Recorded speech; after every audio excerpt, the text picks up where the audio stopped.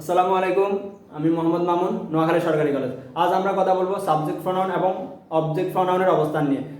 সাধারণত সাবজেক্ট প্রনাউনের আজকে আমরা সাবজেক্ট প্রনাউনের 3টি অবস্থান এবং অবজেক্ট প্রনাউনের 4টি অবস্থান নিয়ে আলোচনা করব। সাধারণত প্রতিযোগিতামূলক পরীক্ষাগুলোতে এখান থেকে প্রশ্ন হয়।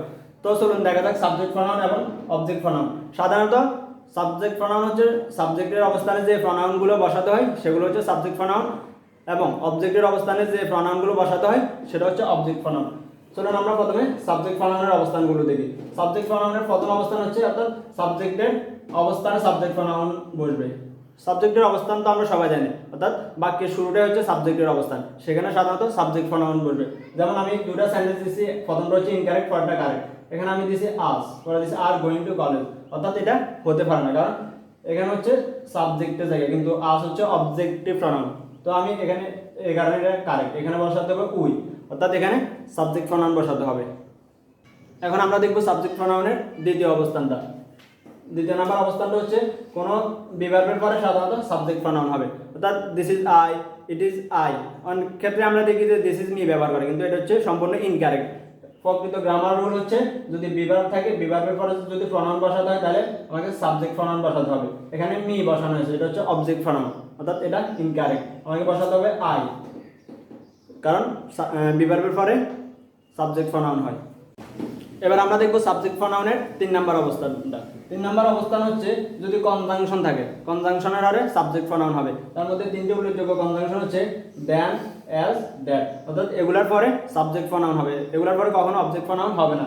তো উদাহরণের সাহায্যে দেখা যায়। ইনকারেক্টটা হচ্ছে কি he is more taller than me, অর্থাৎ এই জায়গায় ভুল আছে, এখানে দ্যান পেয়েছি কনজাংশন হিসেবে দ্যান আছে, তো সুতরাং এখানে সাবজেক্ট প্রনাউন আই হবে, মি হবে না। আমরা এতক্ষণ সাবজেক্ট প্রনাউনের 3টি পজিশন শেষ করেছি। এবার দেখব আমরা অবজেক্ট প্রনাউনগুলো কোন কোন জায়গায় বসে। প্রথমত অবজেক্ট প্রনাউন বসে মেইন ভার্বের পরে বসে, মেইন ভার্বের পরে অবজেক্ট প্রনাউন বসে। অর্থাৎ প্রথম বাক্যটা আমি দেখি, আর I forbade he to go. এখানে কি ভুল আছে? এখানে মেইন ভার্ব আছে ফরবেড, আর পরে আসছে সাবজেক্ট প্রনাউন, অর্থাৎ এখানে হবে অবজেক্ট প্রনাউন, কিন্তু আমি বসাইছি সাবজেক্ট প্রনাউন। সঠিক আনসার হবে হিম হবে, এখানে ফরবেডের পরে হি হবে না, হিম হবে। এখন আমরা অবজেক্ট প্রনাউনের দ্বিতীয় নাম্বার উল্টা দেখব, সেটা হচ্ছে প্রিপজিশনের পরে অবজেক্ট প্রনাউন বসাতে হবে। অর্থাৎ কোনো সেন্টেন্সে যদি প্রিপজিশন পাই, তারপরে যদি কোনো প্রনাউন বসাতে হয় সেটি হতে হবে অবজেক্ট প্রনাউন। যেমন সেটা হচ্ছে কিরকম, John will make her presentation after him. এখানে আফটার আছে, তারপরে একটা প্রনাউন আছে, প্রনাউনটা অবশ্যই অবজেক্ট প্রনাউন আছে, দেখুন হিম আছে, হিমটা হচ্ছে অবজেক্ট প্রনাউন। অবজেক্ট প্রনাউনের 3 নাম্বার উল্টা হচ্ছে নন ফাইনাল ভার্বের পরে অবজেক্ট প্রনাউন হয়। এখন নন ফাইনাল ভার্ব কোনগুলো? সেগুলো হচ্ছে ইনফিনিটিভ, অর্থাৎ 2 + B1, জিরান, অর্থাৎ এক ধরনের নাউন, ভার্ব প্লাস আইএনজি। তারপরে আছে পার্টিসিপল, পার্টিসিপলে আছে আবার 3 ধরনের প্রকার, সেটা আমরা সবাই জানি।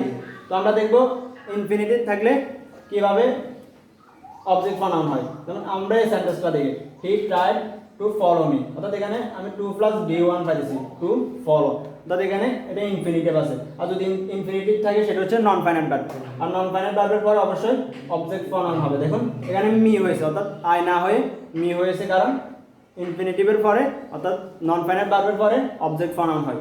অবজেক্ট প্রনাউনের শেষ উল্টা, অর্থাৎ 4 নাম্বার উল্টা দেখবো, সেটা হচ্ছে লেটের পরে অবজেক্ট প্রনাউন হয়। কখনো কি আমরা বলি লেট আই গো দেয়ার, অর্থাৎ এটা আমরা বলি না, কারণ লেটের পরে অবশ্যই অবজেক্ট প্রনাউন ব্যবহার করতে হবে, অর্থাৎ মি ব্যবহার করতে হবে। দেখুন এখানে দেখুন লেট মি গো দেয়ার, এখানে আমি চাইলেও লেট আই বলতে পারবো না, চাইলেও লেট উই বলতে পারবো না, লেট আস বলতে হবে, কারণ লেটের পরে অবজেক্ট প্রনাউন হয়, অর্থাৎ এখানে লেটের পরে অবজেক্ট প্রনাউন হয়েছে।